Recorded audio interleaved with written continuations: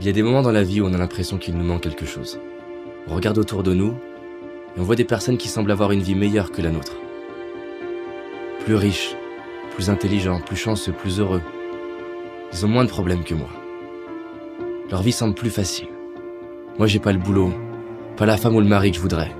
J'ai pas l'argent, pas la reconnaissance, pas la santé. Mes parents ne m'ont pas soutenu. J'imagine que ça t'est déjà arrivé aussi, que parfois tu en souffres. Tu souffres de ce que tu n'as pas, de ce que tu as perdu, des séparations, des échecs, des regrets. Tu souffres de croire qu'il te faut plus. Tu penses que ta vie serait mieux si elle était différente. Ces jours-là, on se focalise sur ce qui nous dérange. On croit que la vie est dure. Et quand on fait ça, on oublie tout ce qu'on a, le corps qu'on a, les gens qu'on aime, la chance qu'on a. Alors oui, nous pourrions certainement avoir plus. Oui, il y en a qui ont ce que nous voudrions. Mais ouvrons les yeux. À l'époque, les rois auraient payé des fortunes pour avoir accès à ce qui nous semble banal aujourd'hui. Rien que pour avoir la chance d'accéder à Internet, par exemple. Alors regardons autour de nous. Que ce soit la splendeur de la nature, la beauté d'un regard, les chefs-d'œuvre créés par l'homme. Mon propos n'est pas de te dire que tu dois être heureux.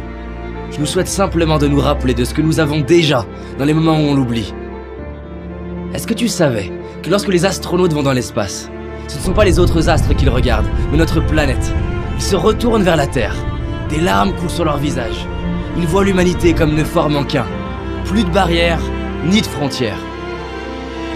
Si je te parle de ça, c'est parce que près de 50 études très sérieuses sont arrivées à la conclusion que la pratique de la gratitude est un des moyens les plus efficaces pour notre bien-être. Tu as certainement déjà remarqué comme on se rend compte de la valeur des choses une fois qu'on ne les a plus. Alors c'est ça la solution? Il faut perdre ce qu'on a pour l'apprécier? Imagine que là, subitement, tu perdes la vue, tu n'entendes plus, ou que tu perdes ce que tu aimes le plus. Comment te sentirais-tu? Et imagine qu'un an après, on t'annonce que tu les retrouves. Sincèrement, ce serait pas le plus beau jour de ta vie? Ben, j'ai une bonne nouvelle. Ce que tu aurais cru perdre, tu l'as aujourd'hui. Alors stop à tous ces mensonges qu'on ose croire. Stop aux regrets qui me font croire que c'était mieux avant. Stop à la comparaison qui me fait croire que ce serait mieux autrement. Stop à l'impatience qui me fait croire que ce sera mieux plus tard. Et décidons d'ouvrir nos yeux et d'apprécier la magie de la vie. Je te propose de respirer avec moi, de fermer les yeux, de laisser défiler les personnes déjà présentes dans ta vie et pour qui tu ressens de l'amour. Prends le temps de voir leur visage, leur expression bien à elles, leur regard, le son de leur voix. Tu peux même retrouver des moments où tu vois l'amour qu'ils te portent à travers un regard, un geste, une attention, des paroles. Tu peux toi-même voir ou sentir ces moments dans ta vie où ton cœur était rempli d'amour à la vue d'une personne, d'un paysage. Retrouve comme ça te fait du bien de sentir cet amour qu'il y a déjà en toi. Tu peux ouvrir les yeux et sache que tu mérites de t'aimer tel que tu es. Et que tu le comprennes ou non, tu es aimé toi aussi. Et réaliser ce qu'on a, c'est honorer ceux qui ont été présents pour nous.